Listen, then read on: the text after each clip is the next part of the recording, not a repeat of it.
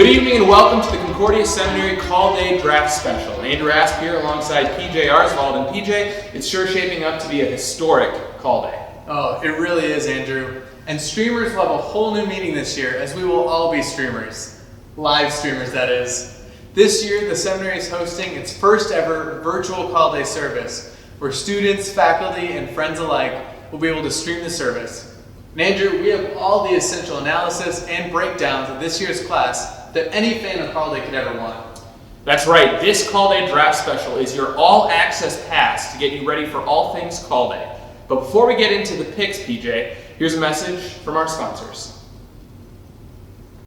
We've all had that terrible experience of having to take off our Snuggie so we can put on our clerical collar for Zoom Bible studies. But now, there's a solution. Introducing Clerical Snuggies. Super pious, super comfy. You can now be warm and lead your members in properly Lutheran liturgical formation. They come in black, blue, and camo. And ladies, don't worry, we have a diaconal Snuggie as well. Clerical Snuggie, get yours today by CPH. Wow, PJ, what a comfortable and liturgical way of viewing Call Day. All right, PJ, without any further ado, let's take a look at a few of this year's candidates. Now, I think your first guy has some personal attachment for you. This guy is a second-year pre-vicarage candidate, PJ Arsvold. Yeah, Andrew, this guy has all the tools you want in a vicar. He's got multiple sermons, great liturgical skills, and he's a real go-getter. Most people are projecting him to be the #1 overall pick, partially because of his last name. Well, the talent certainly speaks for itself, but the latest reports show that his draft stock is falling after recent videos surfaced of Arsvold in a stolen bathrobe. So character concerns might make this guy available as low as the M's or even the N's. You know, Andrew, I heard that, but I've heard he actually didn't steal that robe. I heard he bought it with his honest and hard-earned money. Look, Steve, I'm about as confident that he bought that bathrobe as I am that his name is actually PJ. Well, we'll just have to wait and see how his draft fortune goes. On the flip side, one prospect whose draft stock is incredibly high might be getting a little higher. Churches have recently been informed of a video leaked showing off the musical ability of Andrew Asp. Let's take a look at that clip. Which was bought by my rents. Got enough money to buy Clark Kent. Going back to the ghetto, but you all gotta know I'm a middle class gangster. What a talent indeed. For his sake, I hope that people don't pull that hair against him. But I know we're somewhat short on time, PJ, so let's fire through these next ones so we can get on to the fourth-year calls. After all, this portion of Call Day is the portion which everyone is just looking forward to getting over with. I think you know where I'm going with this, PJ. Vicarage placements. Oh, vicarage placements, yes. Well, this year, online learning has really given the second-year guys a chance to put in some extra work on tape. Now, I want to start out by showing you this great shot of Jake Rhodes. See how he is careful to smell that microphone? As a church, you know that this will be a sensitive guy, and he's got a gentle touch. Oh, gentle touch indeed. A lot of churches are really looking for a guy like that. So who are you watching, PJ? Well, one guy that has shown his ability to model and take in the Word of God at once is Ben Prohl. Look at this clip, straight out of the Titanic. Wow, what a pose. What a smolder. Oh, to be sure. Now our next student, if I'm a vicarage church, I'm taking a long, hard look at drafting Peter DeBernie. I mean, he brings a lot to the table. And here we see him in class. Actually, no, sorry, that's not class. That's just a YouTube video that he uploaded of him playing Minecraft. I guess you could say he's a versatile guy though, PJ. He really can do it all. Yeah, I can't think of a single thing that man can't do. And I'm pretty sure I watched that video. Oh.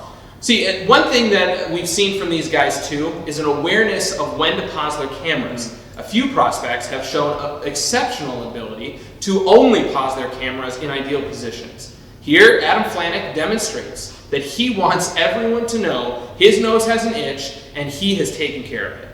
Sam Schick, he has perfectly captured that eye-squinting look when he's paused his screen. He's exhibiting his laser focus. And finally, Michael Duffy. Now, if I'm a church and I see a clip like this, I know that this is not a guy who is going to dominate the show. He's certainly not hogging the spotlight, PJ. No, he's really not, and all great stuff from these prospects. Now, PJ, you have one more vicarage guy that you wanted to highlight, right? Yes, I don't think that anyone has done as much for their draft stock in Adobe than Kurt Helwig. He's put in a lot of good tape. Look here, we see him pondering life. Look at that philosophical mind he has. Oh, and then we have the shot of him meditating. Gotta love somebody with good Christian disciplines.